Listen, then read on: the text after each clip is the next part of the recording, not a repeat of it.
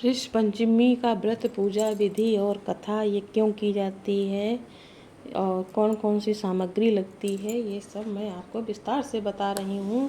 Please सभी लोग ध्यान से सुनना और इसको लाइक और कमेंट सब्सक्राइब नए हो तो ज़रूर कीजिएगा। तो ये भाद्र मास शुक्ल पक्ष में पंचमी को होती है। ये पूजा दोपहर में होती है। गणेश चतुर्थी के दूसरे दिन ही पंचमी होती है, उसी को होती है शुक्ल पक्ष में।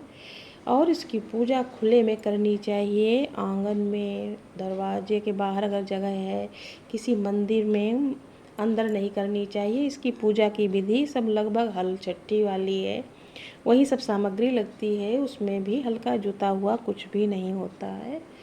और इसमें सप्तऋषि और माता अरुंधति की पूजा होती है। माता अरुंधति वशिष्ठ जी की धर्मपत्नी हैं।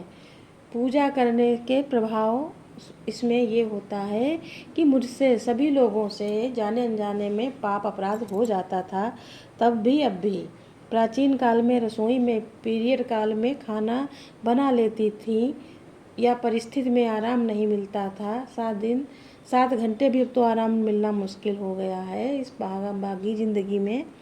उसी के लिए ये व्रत बनाया गया था। 1 साल में जो भी मुझसे गौ हत्या है, भ्रूण हत्या है, चीटा चीटी जीव जंतु मुझसे जो भी, कभी कभी लकड़ी जलाओ उससे भी कुछ छोटे छोटे जीव मर जाते हैं, कभी कभी झाड़ू पोंछा करो वो भी हो जाते हैं।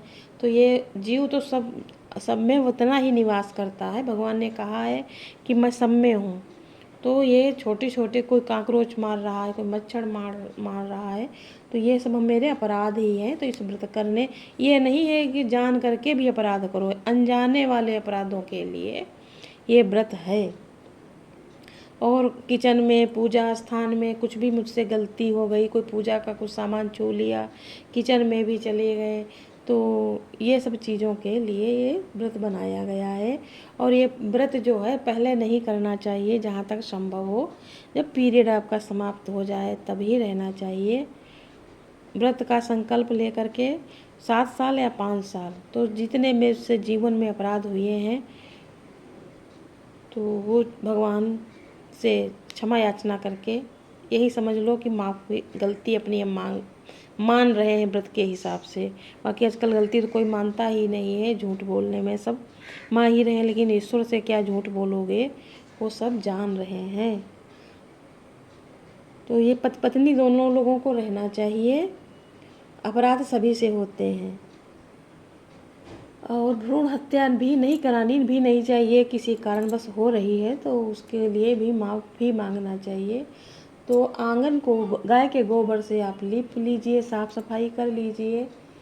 और पाटा हो साफ, चौकी पवित्र, उस पर आप 7 मिट्टी से या कुश से, कुश आप लोग जानते होंगे जो उंगली में पंडित लोग पहनाते हैं, घास फूस हो तो आपको लगेगी, लेकिन वो कुश बहुत पवित्र होते हैं, तो उनसे भी सप्तऋषि बनाए जाते हैं। माता अरुंधति पाट, अगर कुछ नहीं मिल रहे, मिट्टी नहीं मिल रही, तो आप घी से, चंदन से भी पाटे पर 7 पुतले जैसे ऋषियों के नाम ले लेकर बना लो। और 8वीं अरुंधति माता को भी आप वहीं पर उनको स्थान भी दीजिए।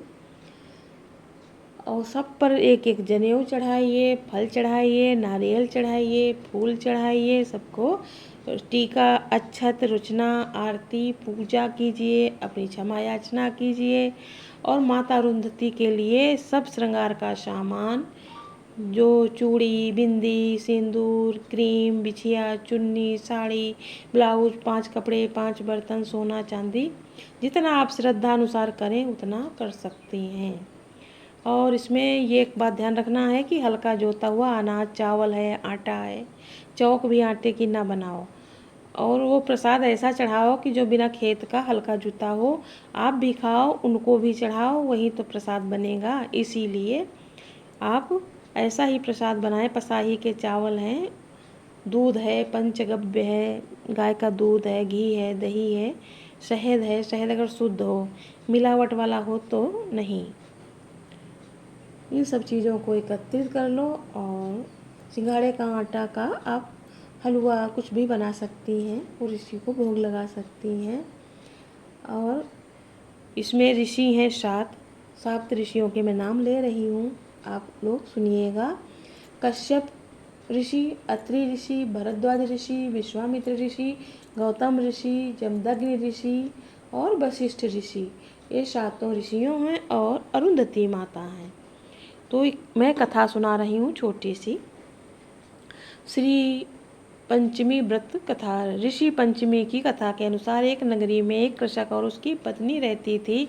एक बार उसकी पत्नी रजस्वला हो गई। रजस्वला मतलब पीरियड। लेकिन वो जानने के बावजूद वो अपने कार्यों में लगी रही, जिस कारण उसे दोष लग गया। चूंकि उसका पति भी इस दौरान उसके संपर्क में आ गया तो वो भी इस दोष का शिकार हो गया, जिस कारण वो दोनों अगले जन्म में जानवर बन गए। पत्नी को कुतिया का जन्म मिला तो वहीं पति को बैल बन गया। इन दोनों का इसके अलावा कोई और दोष नहीं था, इसीलिए उन्हें एक जन्म की सारी बातें याद थीं। इस रूप में दोनों अपने पुत्र के घर रहने लगे। एक दिन पुत्र के यहाँ ब्राह्मण पधारे और उसकी पत्नी ने ब्राह्मणों के लिए भोजन पकाया, लेकिन इस दौरान खीर में एक छिपकली गिर गई, जिसे उसकी माँ ने देख लिया। अपने पुत्र को ब्रह्म हत्या से बचाने के लिए उसने अपना मुख और खीर में डाल दिया, लेकिन कुतिया की हरकत देखकर पुत्रवधू को बहुत गुस्सा आया और उसने मारकर उसे घर से बाहर निकाल दिया। जब रात के समय ये सारी बात बैल के रूप में अपने पति को बता रही थी तो उनकी सारी बातें उनके पुत्र ने सुन ली। तब उसने एक ऋषि के पास जाकर उसका उपाय पूछा। ऋषि ने पुत्र से कहा कि अपने माता पिता को इस दोष से छुटकारा दिलाने के लिए तुम्हें तुम्हारी पत्नी को ऋषि पंचमी का व्रत करना होगा। ऋषि के कहे के अनुसार पुत्र ने ऐसा किया, जिससे उन दोनों को पशु योनि से छुटकारा मिला। इसीलिए महिलाओं के लिए ऋषि पंचमी का व्रत बहुत ही उत्तम माना जाता है। इसीलिए कहते हैं जाने अनजाने में कभी हम कुत्ते को मार देते हैं, कभी बिल्ली को मार देते हैं। मार क्या मतलब चोट पहुंचा देते हैं, तो यही सब हमारा अपराध हो जाता है। तो उसका उनको फल भोगना पड़ा था। रजस्वला के कारण कुतिया योनि मिली थी और पति संपर्क में आ गया था तो उसको बैल की योनि मिली थी। और उसके बच्चे ने ऋषियों को निमंत्रण किया खाने के लिए। उसमें छिपकली गिर गई तो सोचा अगर ये कुतिया ने देख लिया, उसकी माँ ने, उसको याद था कि अगर मेरे बेटे के अपराध से इन ऋषियों की मृत्यु हो जाती है तो बहुत बड़ा पाप हो जाएगा। तो उसने उस जहाँ पर खीर बन रही थी उसको ही उसने कर लिया, छू लिया। तब उसको गुस्सा आया लड़के को तो उसने उसको मारा ही।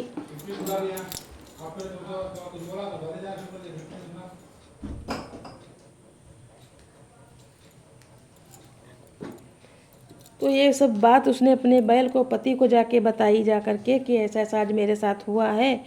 तो उसके लड़के ने सुन लिया कि ये मेरे माता पिता हैं तो बड़ा पाप हो गया है। तो ऋषि के पास उसने सलाह ले पहुँचे। ऋषि वो लोग बहुत ज्ञानी होते, उन्होंने बताया तुम्हारे माता पिता से ऐसा ऐसा हो गया था, अगर आप अपने माता पिता को मुक्ति दिलाना चाहते हैं तो ये व्रत करें ऐसे ऐसे सप्त ऋषियों के, तो उनको इस योनि से छुटकारा मिल जाएगा। उनके बेटे ने वैसा ही किया। जब ऋषि पंचमी आई तो उसको उनके दोनों माता पिता सीधे स्वर्ग को गए थे। इस कष्ट से छुटकारा मिल गया। बैलों को क्या होता है, तब हल जोते जाते थे, बस खेती किसानी बैलों से ही होती थी। और भूखा प्यासा उनको, इंसान तो पी लेता है लेकिन तभी जगह जगह जानवरों को पानी पीने के साधन नहीं थे। नदियों में पीते थे तब कुआं तालाब या और नल, इतना हैंडपम्प कुछ भी नहीं था। इसके बाद आप आरती भी करें भगवान की, सप्तऋषियों की, और अपना जो भी है क्षमा याचना करें। आरती में आप विष्णु जी की आरती कर लो, गणेश जी की आरती कर लो, जो आपको आती हो घर में वो। गणेश सभी के तो पूज्य हैं और गणेश चतुर्थी एक दिन पहले होती ही है, तो गणेश भगवान तो घर में विराजमान ही है। तो गणेश जी की स्तुति भी कर सकते हो। इसमें गौरी गणेश भी बैठाए जाते हैं, वहाँ पर कलश भी बनाया जाता है, मंडप बनाया जाता है केला के पत्तों से, चौकी के आसपास सजाया जाता है। अच्छा लगता है, घंटी बजाओ, ताली बजाओ, भगवान का भजन करो और सूर्य अस्त के बाद कुछ न खाओ पियो। सूर्यास्त होने के पहले ही जो भी आपको खाना हो पीना हो पी लीजिए। फिर दूसरे दिन अपने नहा करके पूजा पाठ करके और फिर से अपना जैसे खाते हो जो चीज़ वही खाइए। और संकल्प भी लीजिए कि मैं 7 साल या 5 साल रह करके उद्यापन करूँगा। उद्यापन में भी सप्तऋषियों के कपड़े दिए जाते हैं और अरुंधति माता का श्रृंगार का सामान, सोने का। अगर आपके पास श्रद्धा है, कोई लेने वाला है तो एक गाय ज़रूर पुण्य करनी चाहिए जीवन में। और अगर गाय आप वैसी नहीं, कोई लेने वाला भी आजकल नहीं है, गायों की बहुत ही हालत देखती हूँ तो बहुत ही दुख होता है, तो आप सोने की, चांदी की वो भी पुण्य कर सकते हैं, वही फल मिलेगा जो उसमें है। तो इस प्रकार से आप आसपास बैठ कर के इसको ज़्यादा सुबह ना करो पूजा और ज़्यादा शाम न हो। बीच की जो होती है 10 से 12 के बीच का समय, उसी समय आप पूजा कीजिए। और हम लोगों से जितना हो सके, ये मॉडर्नता नहीं है इसमें कि हम तो कर लेते हैं, हम मतलब वैज्ञानिक हैं। इसमें लगता है सफ़ेद चंदन, मिट्टी का कलश या लोटे तांबे का कलश, तिन्नी चावल, वो पसाही के चावल, रोली, कलावा, हल्दी की गांठ, पंचामृत, कपूर, नारियल, 7 सुपारी, पीला कपड़ा, आम का पत्ता, पीला चंदन, रुई की बत्ती, सुहाग का सामान, वस्त्र, गौरी माता, अरुंधति माता के लिए हवन सामग्री, आम की लकड़ी, पान का पत्ता, नैवेद्य, जनेऊ, गौरी गणेश की स्थापना के लिए सुपारी, घी, इत्र, फूल, दूर्वा, धूप, पंचगव्य, गाय का दूध, दही, घी, गोबर, गोमूत्र, बेलपत्र, गौरी माँ के लिए और चावल, खीर, सभी देवताओं के वस्त्र, ये सब सामग्री लगती है। यह व्रत आजीवन भी किया जा सकता है, क्योंकि इसमें कोई वो नहीं, खाने पीने का तो सब हो ही जाता है। और ये न सोचो कि जब बुढ़ापा आएगा तभी हम ये व्रत रहेंगे, कि आज किसने देखा नहीं है, कल कौन देखा है। तो सप्तऋषि भगवान की जय। सभी लोगों को शुभकामनाएं।